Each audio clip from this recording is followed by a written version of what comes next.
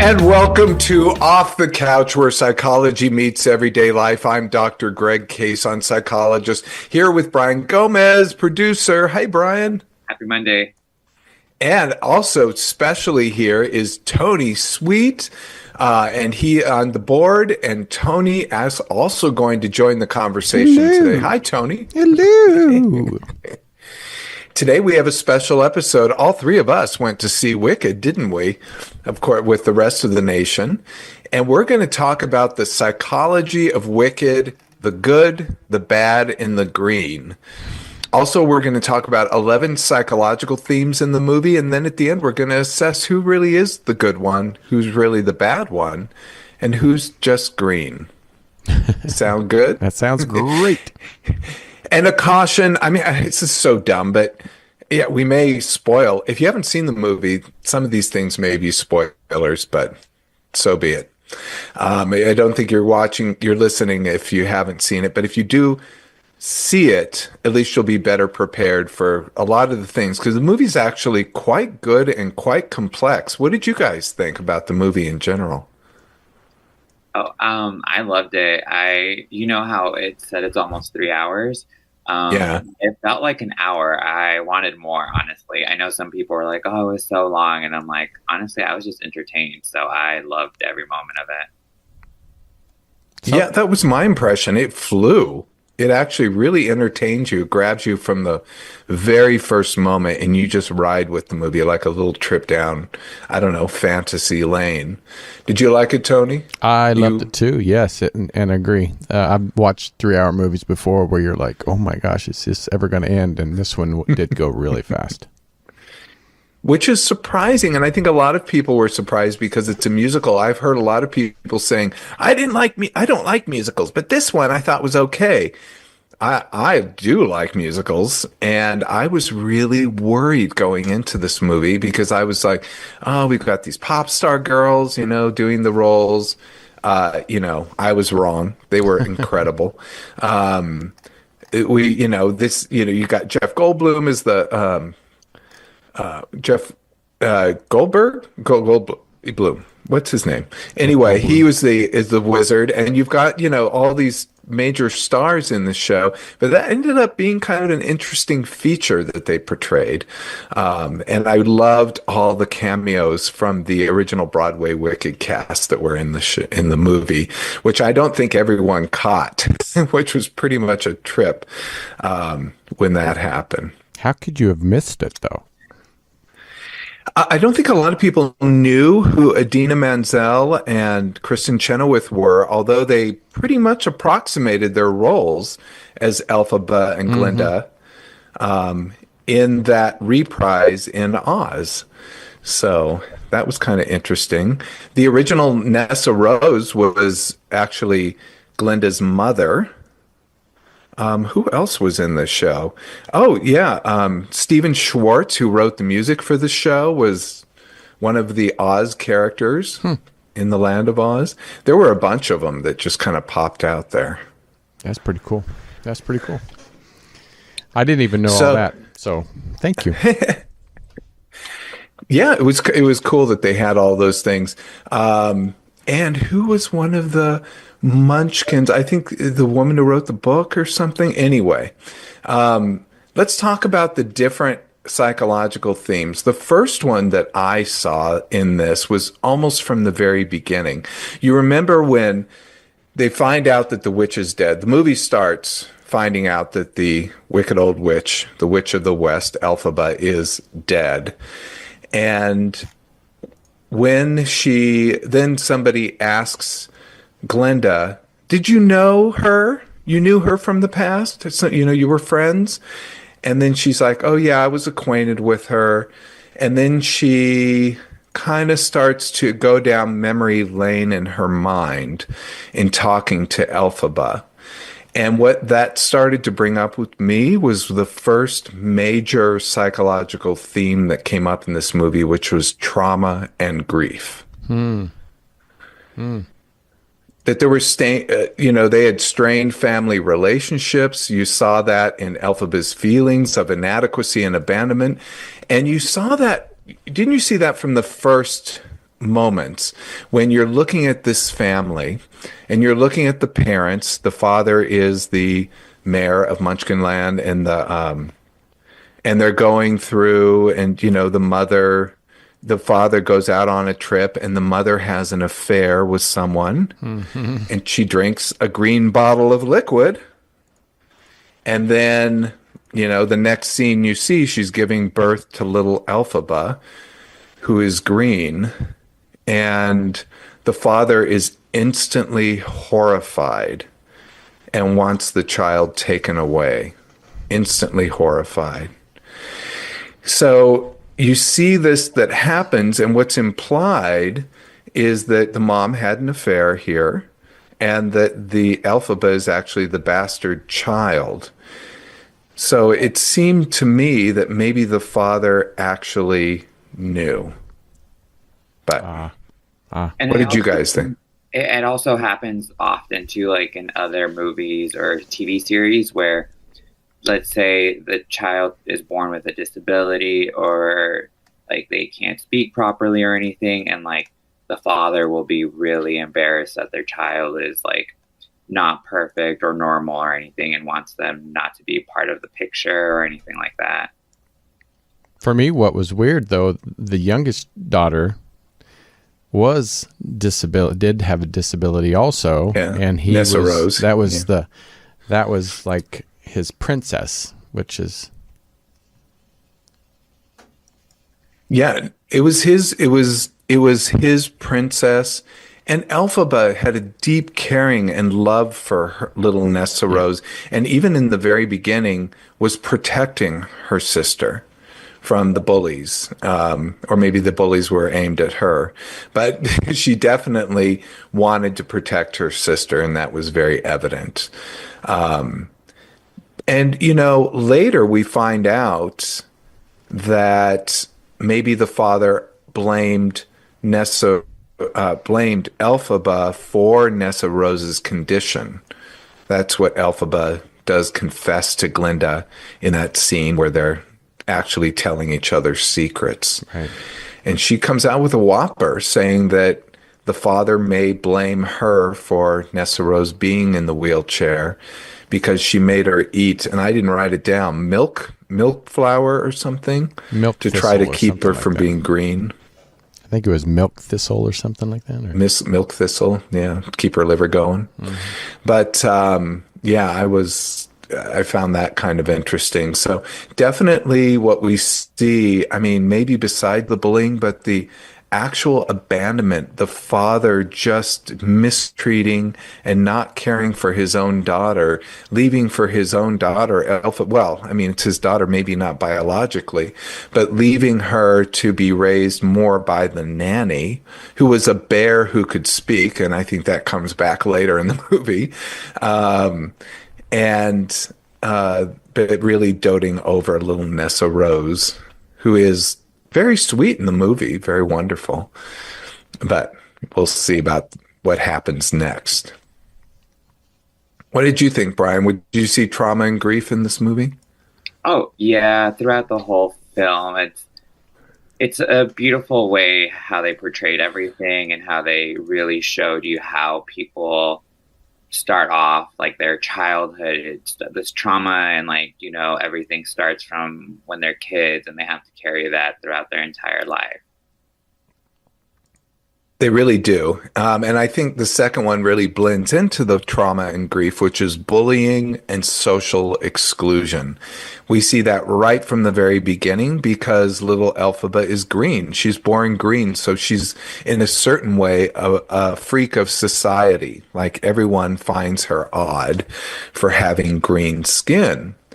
And she experiences the bullying and ostracism because of her appearance, but also because of her strong opinions, which makes her fiercely independent. Like people reject her, so she kind of has to bone up and be strong and be able to put her shoulders back and be able to approach others. And she's also deeply caring. That's the interesting thing. And we see that play out with Nessa Rose. We see it play out with the animals, all the animals who could talk, who accept her I don't think there was a single animal who rejected her, but a lot of the humans did. Mm-hmm. Mm-hmm. The skin color for me brought up like the whole scenario about racism. That's what really pointed out, and I feel like I hope people can understand that effect of how people, just because they have a different skin tone from you, people will often be like, oh, that's weird, or that's wrong, or that's bad. And like, it shows the movie really portrayed that. It's just because of her skin color that people treated her so differently and awful in that way. And I think the choice to have an actress here who's black versus a lot of the Broadway actresses, which are various ethnicities.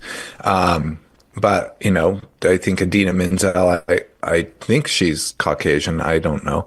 But she's the one who played the original Elphaba. But definitely racism is a big part of this particular story, and it is portrayed in the color of the skin. But the fact that she's black and they show the mother and the sister, that it's a non-issue, but when you see green, then it's very much an issue. So it does portray racism in a more stark manner, I think, because of all those background factors. That's just me. But to go with the racism too, I have the psychological impact of being othered and how it shapes your mental health.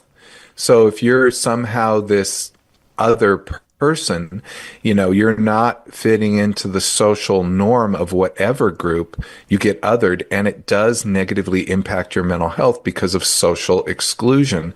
We don't just see this in racism, we see it in sexism with boys clubs, we see it in gender ism, you know, or people looking at someone who doesn't fit into a gender specific norm. We also see it in people who might have differences in dress or physical attractiveness or being a geek, just not fitting into the social norm and being excluded. Yeah, and the movie did a really good job at like showing how hurtful bullying and being an outsider can be. Like, they showed it so well, especially in that dance scene that they have when she first wears her hat. Elphaba wears the black hat, the witch hat that Glinda gave her. There are two scenes that made me love this actress playing Elphaba that made me think, wow, she's incredible. And that dance scene was so incredible. And this is something you didn't see in the stage play, because what they allowed for here is something we get uniquely from film, was up close takes of the person's expression, and you get right into their soul. It's sort of like you feel the pain that was inside of her as she's out there dancing, and everyone's just, they all spread into a circle around her and just laugh at her. You saw the vulnerability of somebody so different, and you felt her sadness and brokenness in that moment, I feel like, right?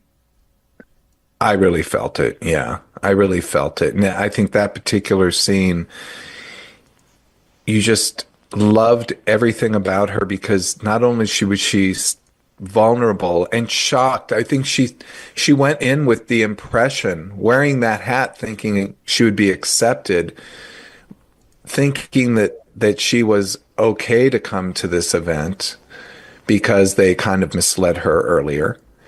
And goes into the event and goes out there, and everyone just laughs because of her hat, because of her. And she does this dance that wasn't like the other dances.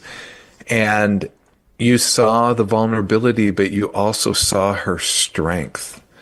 And I was so taken with the scene and the actress, and also what happens next with Ariana Grande going out and dancing with her, which I thought was an incredible, incredible moment between two people. She was so good in that scene too, because you feel her feeling horrible for, first of all, giving her the hat, and then making her building up her confidence and then it being destroyed on the dance floor in front of everybody. And you can tell that she feels terrible about her being in that position right there, which is kind of like something you wouldn't expect from the popular girl in those, like in a movie like this or anything, for her to actually feel and have like a change of heart, you know? Brian, did you get Mean Girl vibes at all from Glinda? It wasn't like purposely mean girl vibes. It's like she's so in her own world that what comes out of her mouth doesn't seem wrong or inconsiderate to her. It seems like she's just doing the best that she knows how to do in like her own little world. But from an outsider point of view, little comments or little things that she would have been doing were kind of mean girl, popular girl kind of things, you know? That's true. I guess she wasn't a true Regina George because Regina George and Mean Girls really did kind of understand the impact of her behavior. Here, she just sort of was, it's just sort of in her own way dancing through life, which is actually a song that Fierro sings. And I thought that was a powerful song because he's kind of singing in that song, I'm dancing through life, just kind of skidding by. He goes from school to school, gets kicked out. He just, he's kind of a ne'er-do-well. And you get later that that's because he's can't really meet anyone who's his equal. He's just sort of just kind of having fun.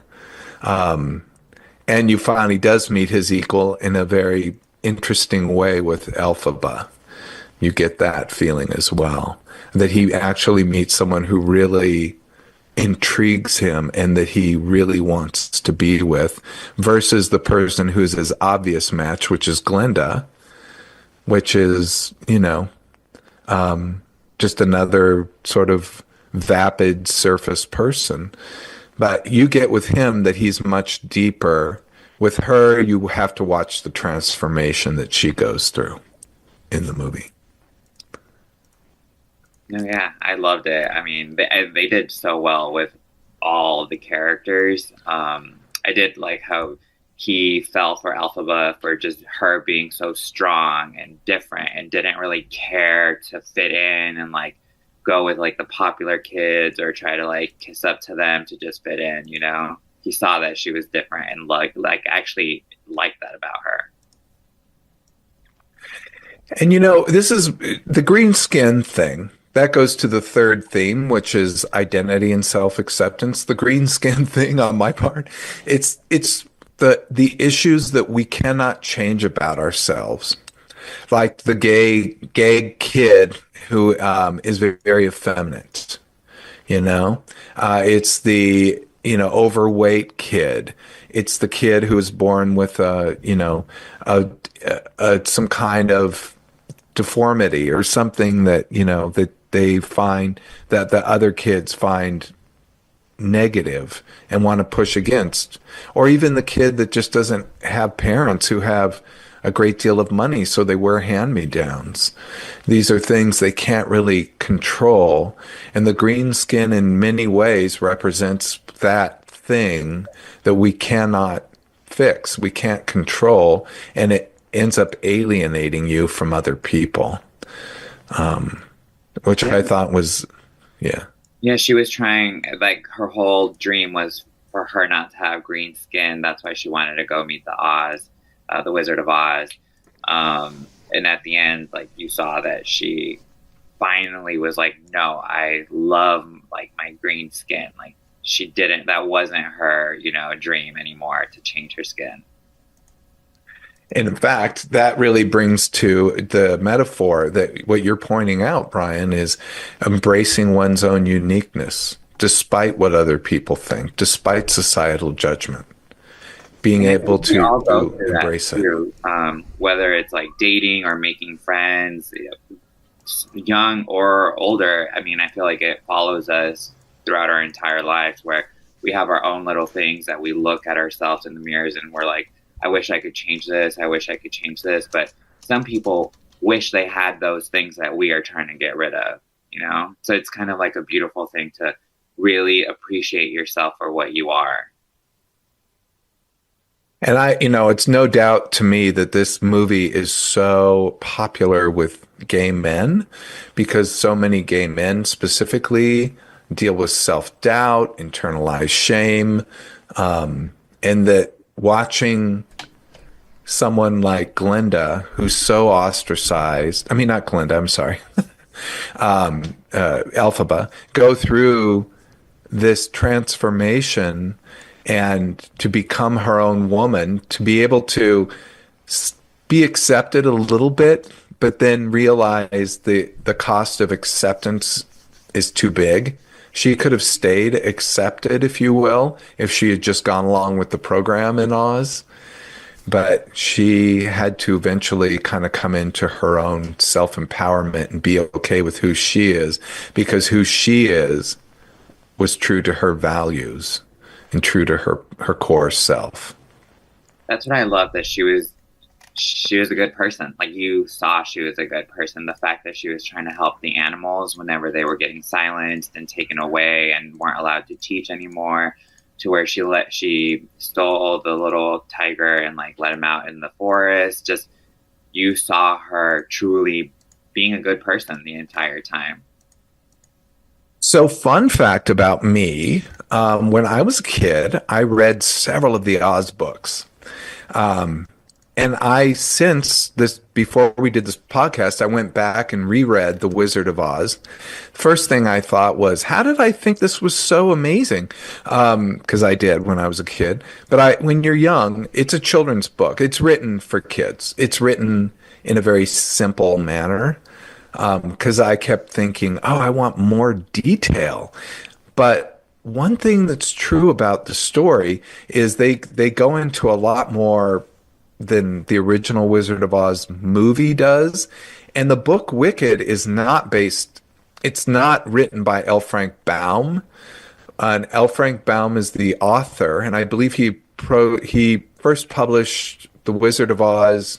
The Wonderful Wizard of Oz is the first book, and I believe he published that in 1900. I believe the movie came, Tony, you can probably let me know, was it 1938 or 39? 39. 39, yeah. I mean, an amazing achievement, I think. And they did a good job in the movie of sort of truncating the book, which, and they kind of pushed things together to make it a little more fast and entertaining. And then there were other versions. There are several books, but one thing I really liked about the stage play that was true in the book is the Emerald City wasn't green. The Emerald City was mostly white. I mean, just like it was just not, it was, or I mean, maybe it just, the reason it appeared emerald is because everyone was forced to wear glasses so they would see it as green. And you don't find out that in the first book, but you get a little bit of a hint of it when Dorothy leaves the Emerald City and she finds that her green dress is turned white. And I think there's another article of clothing on maybe Toto or one of the others that turns white. And that's why she frames it. Oh, they took out the glasses. She steps outside and the clothes turned white. But they were forced to wear glasses. And one thing I loved about the stage play, because it wasn't in the original movie, is that they wore the green glasses. In the stage play, I was disappointed in the movie they didn't wear the green glasses. Because to me, this was part of the allegory. So L. Frank Baum was really trying to tell the story of what was going on here. And it was a political allegory, even though it's a children's book. And one thing he was envisioning is basically people who have to go into these like societies, political regimes, they're forced to put on glasses to be able to see a reality that isn't true. Wow. Which I thought was fascinating. When I was a kid, I thought this was the coolest thing, that was going on. By the way, Elphaba, think about it. L. Frank Baum. Elphaba. L. Frank Baum. Yeah. It's a good callback to him. I think, or a good, honoring of him. Also, to go back into Glinda's transformation too, she goes through a transformation in the movie. You think this chick has it all together. You think she has everything, and she sort of appears to.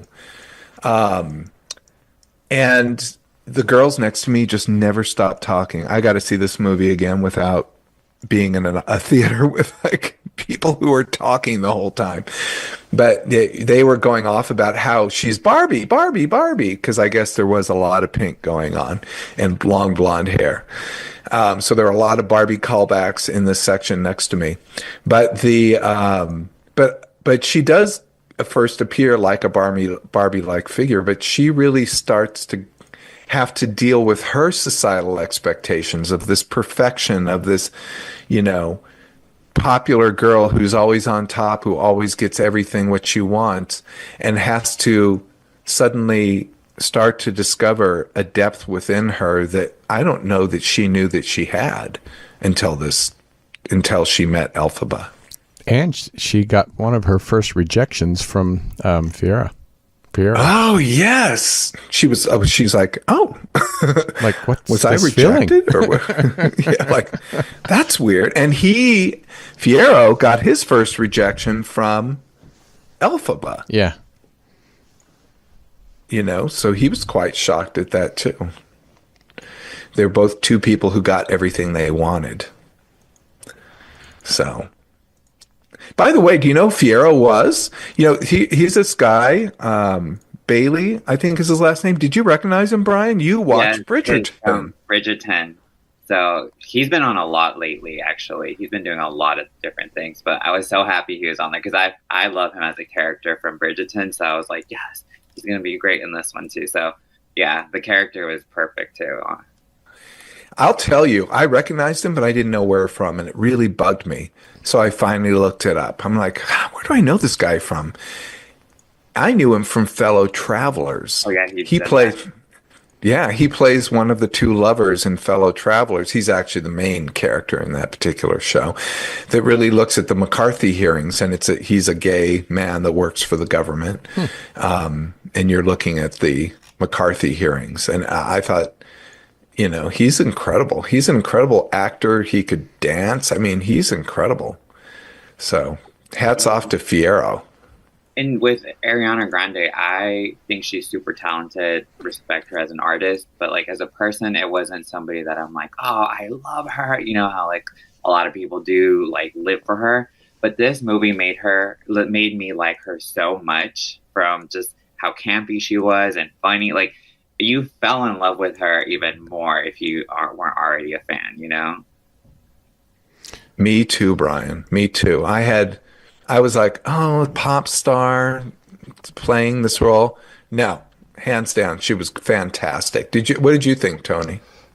I agree. I like Will, my husband. He's always, oh, Ariana, and I'm like, she's good. I like her. I wasn't. Yeah, overly, but there's nothing negative. I was really impressed with her acting, but I did notice she's very good impressionist of people. Like on Jimmy Fallon, she's like doing impersonations of Celine Dion and Mariah Carey and Whitney Houston, and I definitely heard Kirsten Chenoweth in her impression of her in this film.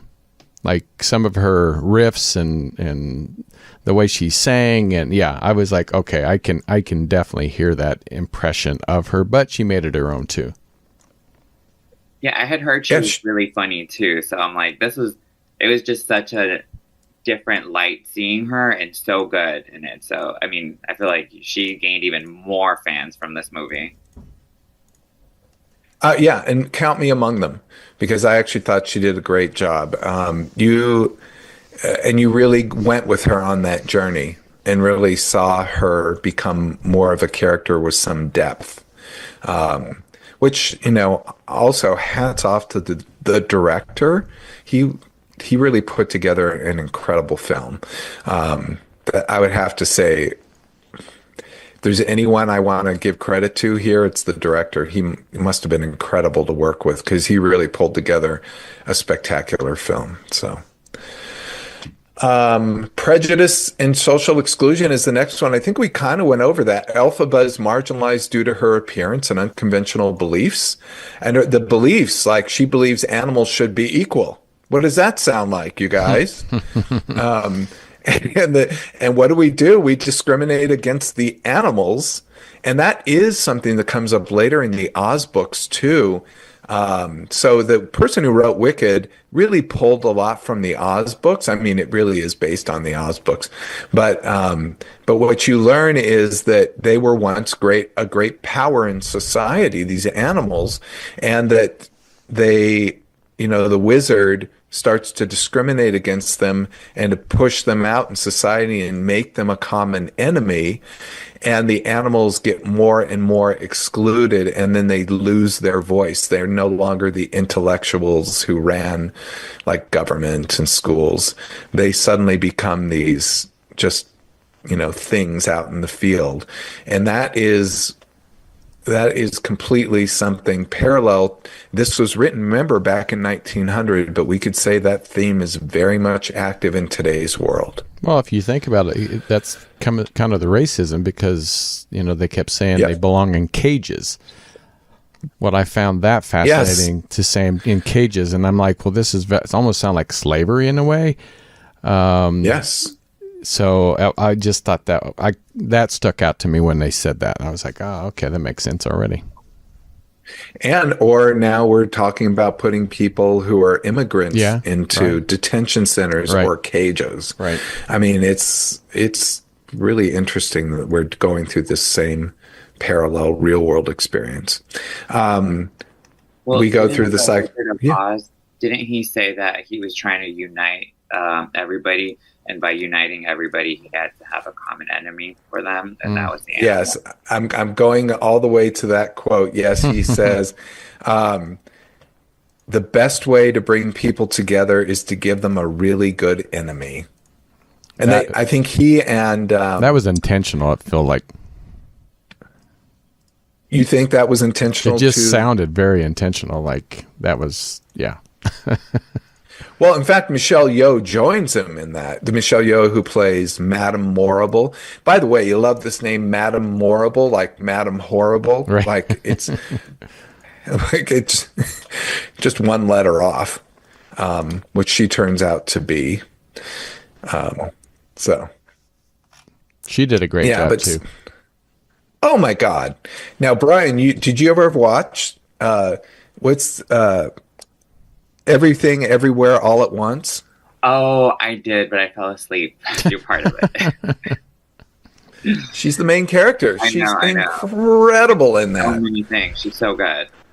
She's incredible in that. Yeah, and she was great here too. Absolutely. The next theme we see is friendship and emotional bonding. Now we're on number 5. And friendship and emotional bonding. We see in this movie loyalty, jealousy, and reconciliation through Glinda and Elphaba's relationship. You see them coming, first they hate each other. They're forced to live together. And they're kind of pushed to live together because they both want something. Glinda wants to be accepted into Madame Morrible's spells class, and Elphaba, am I saying this right? Elphaba yes.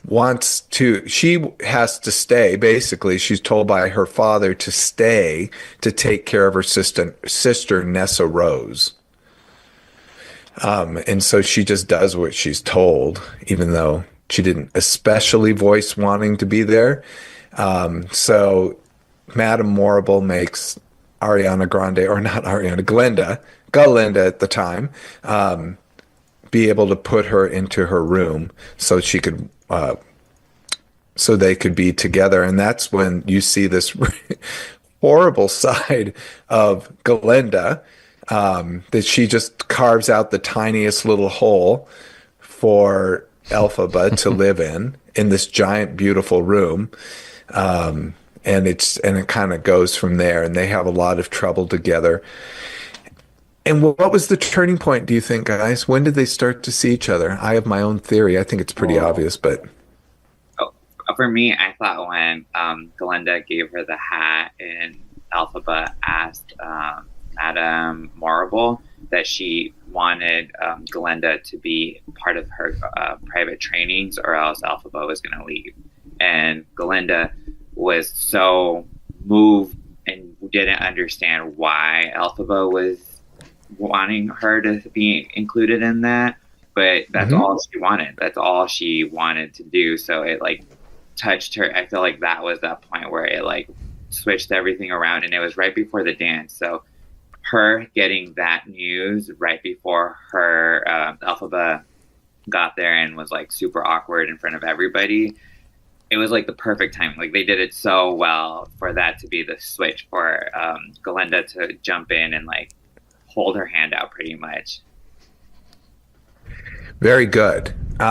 It's really interesting because that's exactly what I think too. But the hat was an interesting one, wasn't it? Because the two friends of Galinda's, played by Bowen Yang, who's from Saturday Night Live, is one of the friends, and the other one was Shin Shin. That was the girl, and they were making fun of the hat.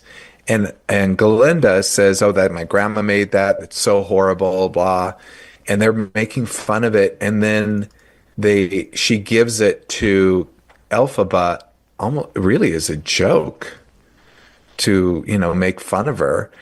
But I think there you saw instantly Elphaba sort of taken aback and like, "Oh, you're giving something to me." You see that moment in her when someone's finally done something nice for her.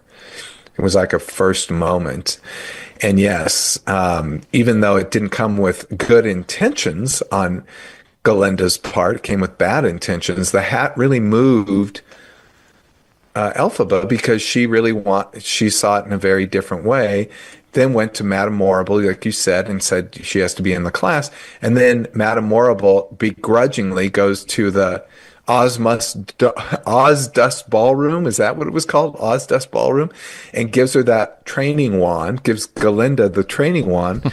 And I think that you see her get touched in that moment, because why would this person who I hate do something nice for me? And it just starts to go in a very different direction, and then that dance scene happens. So that was such a pivot point in this movie. But it really illustrates that psychological principle that when you do something nice for somebody, they can go into cognitive dissonance. I mean, you do something nice for someone that doesn't like you, they can go into cognitive dissonance and begin to think, wait a minute, then I have to return this favor. They do something nice for you, and then they'll fully start to think, well, I'll only do something nice if I like the person. And you can see an attitude change happen. This is advice I often give to clients. I call it the Ben Franklin principle, that, Ben Franklin said, if you have a terrible neighbor, borrow a shovel. I think this is the quote, but it's basically borrow a shovel, use it, return it to the neighbor the next day, say, thank you, I really appreciated that. And the neighbor then will start to think, oh, okay, I gave you that shovel and you returned it. I guess I don't hate you that much. And it can actually start to change opinions. We saw the complexities of relationships, and we saw the personal growth that happened through the connection. What was interesting to me with Elphaba, I don't know how you guys felt. Did you ever see the movie Pollyanna, the Disney movie? Mm-mm. No. Oh, Pollyanna, it's like an old term we use to say somebody who's so goody-goody. They're always happy all the time and everything. But that movie I saw as a kid too, and it really struck me that this movie, Pollyanna, who was so perky and happy and loved everybody no matter how horrible they were, she changed people because she genuinely saw people's good sides. She genuinely tried hard, and you saw her change the people around her. And it's interesting that Elphaba had that same effect on people that she knew. They reacted to her negatively at first, but she changed significantly the people around her. So I was really impressed with that, the personal growth, the connection that happened as a power of her. Okay, guys, number 6, power and control. What did you see? We saw power and control, especially, you'd think I'd be talking about it with Elphaba, but really I saw this with the wizard. The wizard's manipulation symbolizes psychological effects of authoritarianism and gaslighting. He was fooling people, and he was trying to make them think, like, one, that the animals are bad people, and he controlled things very, very tightly. Well, the big thing was that the wizard wasn't even a wizard. He didn't have any magic. Nope. He just lied the whole time and got everybody to believe he was this big, powerful wizard. You did get that, but did you start to figure out that maybe the wizard's more to Elphaba than just the wizard? In what way? Because it was, for me, the wizard was just like her being validated almost. But if you go back to the beginning and think of the stranger who comes, who we never see their face, and gives the green bottle to Elphaba. No, was that the wizard? To Elphaba's mom. Wait, was that the wizard? I think we're going to find out that he plays more. I didn't realize that. The guy that her Elphaba's mom had an affair with, that was the wizard. So what we see here are, he's a bad dude. He's authoritarian. He's gaslighting. He's the head of this nation, and he needs to keep a thumb on the scale, or people are going to find out he's a fraud. Does this sound familiar? So he rules with an iron fist, and he's not a nice guy, but he tries to make people think he is. Which is really interesting. And then we see that she is very much a product in some ways. She has a lot of power, though. She has power that, who knows where that power came from. Was it the green bottle? Which at the time I was wondering, is that opium? Because there's a little bit of theme in the movie about that. But I can't answer that. What's funny is I just looked it up, and it does answer that question. What's the question? What's the answer, Tony? It says, yes, the wizard is the father. Oh, yes. Yeah. Pretty interesting, huh? Yeah. I wouldn't even have thought that. Same. That's a big plot twist, even for me right now. I know, and that's crazy. I need to go watch it again. So now it makes sense, though, how they knew pretty much about who she was. Like, they were interested. I don't know. Yeah, do they know, or do they not know? They seemed very, like, attached to her. Yes, because of her powers. Immediately. Immediately, yes. Didn't you think, too, when the wizard meets them, he immediately runs out. He's like, oh, I don't need to, like, put on a show for you. Yeah. He immediately runs out. And then he goes up to her, and he just only focuses on her. Yeah. And does something a dad does with his daughter. He pulled a coin out from behind her ear. He did like a stupid dad trick. And that was an interesting moment for me to watch. I thought that really portrayed this weird intimacy and tenderness between the two of them in just that moment. And Ariana Grande, or I'm sorry, Glinda, is standing there looking, going, what about me, the whole time, which was kind of funny too. The entire movie, she was very much, what about me? Yeah, but you see Elphaba struggling when she's with the wizard, that she wants her own autonomy and empowerment. Like, she's going to be with the wizard because she wants to learn from the wizard. She's thinking she's going to spend time.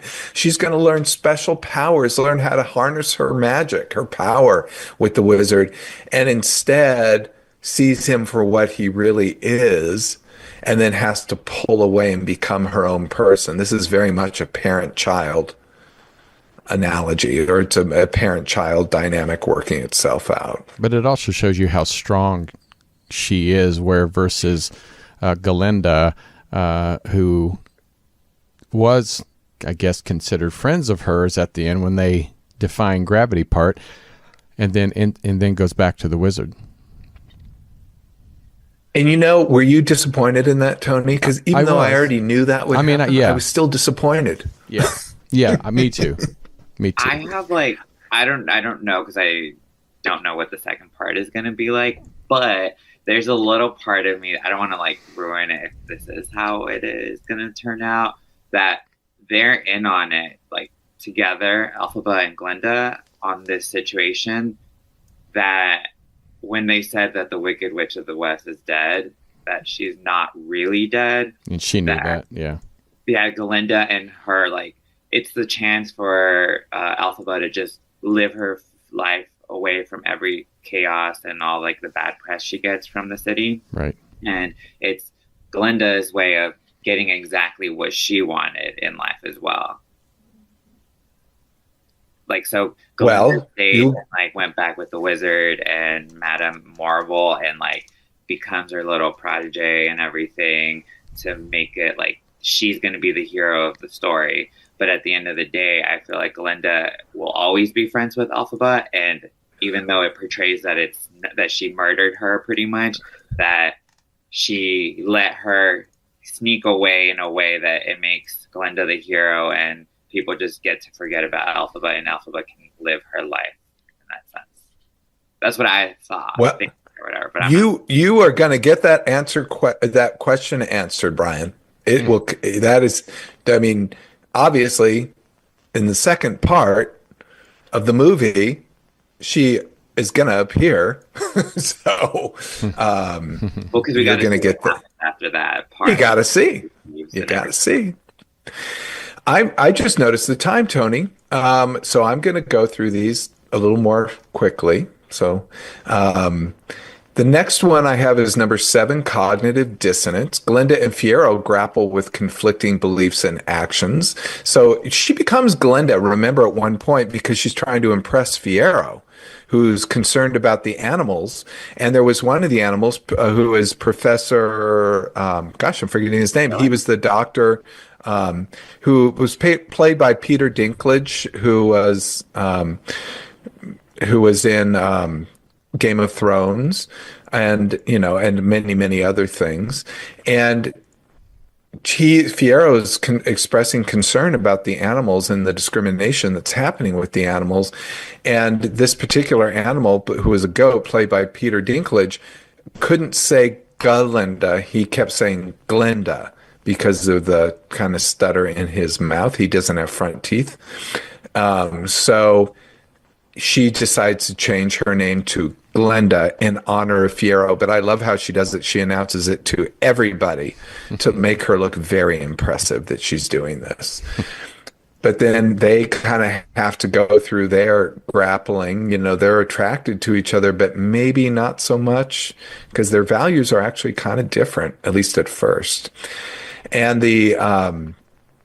we see loyalty and personal values playing out, and people have to figure out, what's more important, loyalty to a person or being true to your values. We especially see that at the end in the scene you were just illustrating, Brian, right at the end. Also, number 8, resilience and transformation, one of my favorite themes. Resilience is Elphaba demonstrates resilience despite all the adversity she suffers. She goes for it. She inspires other people with her inner strength and her inner transformation. Didn't you think? And then number 9 is friendship and loneliness. The complex relationship between Elphaba and Glinda highlights themes of connection, misunderstandings, and reconciliation. This movie was so human, and I actually was really thinking, I was worried about this movie because the stage play is really spectacular. Everything happens at lightning speed. The movie is really slowed down, but they make use of slowing everything down and really give us those personal connections and the humanity between these two characters that's so evident and so powerful. But what was interesting to me, I don't know if you guys saw this, both people, both Elphaba and Glinda were lonely. Mm-hmm. Yeah. Elphaba was because of her beliefs that she believed in equality and she was believed in helping people and her appearance that she's green. But Glinda had to deal with, she was lonely because of her popularity. Like she was just the queen bee and she didn't really have any equals around her. Again, Elphaba was probably the only person who really challenged her. A little bit Fiero too. I just hope people, I mean, at least like younger kids from watching this movie can take that away from the movie where Glinda becomes her friend. And even though they're completely different and they hate each other at first, that she becomes her friend. Because, you know, that happens a lot in school with like somebody that's like the outsider and like they get bullied and stuff. And that one person that's popular can really change that person's life around just by being nice to them, you know, or like just helping them out with whatever they're going through. So I just hope like that. I do too, Brian. I do too. I think far too many kids are going to want to be like Glinda, or want to be popular like her and pretty. Yeah. But I think the real story here is Elphaba and her incredible power to transform the people around her with no magic at all, with just being a strong human being who sticks up for what she believes in and goes forward despite all of society turning against her. Number 10, we have power and isolation, gaining power and authority. Especially as the Wicked Witch isolates Elphaba further. So when she breaks through the glass at the end and does the big number of the show, that is the big number of the show, and she's, you know, look toward the western sky and she's singing about, you know, all I wanted to get a chance to fly, and she's out there tooling around with her broomstick. It shows that, you know, that separates her further, but it's also being true to herself and being able to fight for what she wants. Whereas the wizard, we talked about, has no real power and maintains isolation and propaganda to fool people he has power. So he, you know, that sounds like, I don't know, leaders that we may have coming our way. So it's, you know, that propaganda, continually telling people he's powerful and scary when really he has none at all. And I love the line when Michelle Yeoh, the Madame Morrible, says to Glinda, or it says to Elphaba that, you know, she needs to be afraid of the wizard, something like that. And she said, no, he needs to be afraid of me. Which I think she recognized at that point that he had no real power. He couldn't really read from the book that had all the magic spells in it. And the biggest thing is, of course, you talked about the best way to bring people together is to give them a good enemy. And that's exactly what he focused on, was an enemy to hate. And they would all band together to fight that enemy. Really was sad. And the last theme was moral ambiguity and psychological conflict, challenges the binary of good versus evil, emphasizing circumstantial morality. Like, circumstantial morality is, you know, sometimes things in certain circumstances aren't necessarily bad or aren't necessarily good, depending on what's going on. So we can't really say one thing is good and one thing is evil. You see that with Elphaba, her conflict between doing good and being branded as evil creates a psychological tension, because she really does good in the movie, I think. Well, I also think it's like sometimes the environment that makes people evil. Like, after so long, like, of being attacked and put down and being left out and everything and bullied, and it's like, you can't expect somebody to have like this beautiful, nice heart after being like push down all the time. No, you can't. No, I mean, yeah, you understood her upset and I mean, I all would the. have been upset. I would have burned the whole city down. Well, she did. Her when she get upset, her powers would enact and things would happen around her, but she never really did it herself. I mean, it would just happen. It wasn't until she read from the Book of Spells that she started to make things happen in a different way. But she, you saw things crashing around her, people getting upset. Like when the one woman was taking Nessa Rose in school and Elphaba was trying to say, no, bring her back. She's supposed to take care of her. And she got very angry and caused everything in the school to levitate, including Nessa Rose, to get her away from that woman, which I thought was fascinating. We also saw Glinda as being known as good and doing some good things, mostly for her own advancement or end. So you could look at the objective things she did, like giving Elphaba the hat, but it really wasn't being nice. She also tried to get Nessa Rose, Elphaba's sister, together with Bok. Remember Bok? The woodsman, I believe he was from Munchkin Land. And he was in love with Glinda, and he decided, and she manipulated him to go out with Nessa Rose to please her, so she could get Nessa Rose paired up, which again, also Elphaba thought that was unusually nice, but it was really just so Glinda could get with Fiyero. She was just doing it to get her own stuff done. There's so much. We're going to need a part 2 for this because we need to wrap up. We need a part 2 Wicked. So let's say, are people, Glenda asked this at the very beginning, and I'm going to ask you guys, are people born wicked or do they have wickedness thrust upon them? Wickedness thrust upon them. It's rare that people usually are like born evil.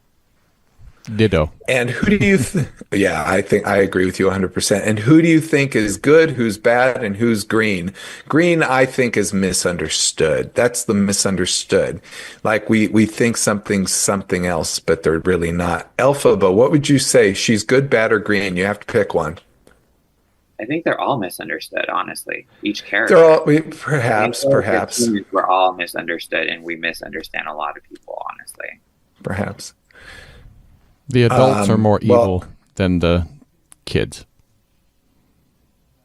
When you're younger, you're more misunderstood, yeah. But adults know better. So I saw Elphaba as good in this movie. Yeah. She's good. Even though she's the Wicked Witch, I saw her as the good one. Glinda, by the way, I didn't see as good or bad. I saw her as green because you see her transformation and you could see her inner turmoil, that she's misunderstood even to herself, and that she can start to look inside and be a little bit more self-reflective. She follows the rules a lot, and mostly to gain her own ends, which sometimes has good effects, sometimes not so much. But she's just kind of going through the motions a lot of the time. And to me, the wizard was straight out bad. The wizard here, he was doing some of the really most evil things. So, amen. That was, yeah. So that wraps up our show. Thank you, Tony, and thank you, Brian. That wraps up the show for today. Reminder to like, subscribe, give us 5 stars. Links to the studies. Well, we don't really have a study, but you can go to the YouTube page, youtube.com/Dr. Greg, and check out what we have. Also, if you have any questions or topics you'd like to cover, hit me up at socials at Ask Dr. Greg. This is Dr. Greg, Brian, and Tony bidding you farewell. Until next time, be flexible, be present, and be kind.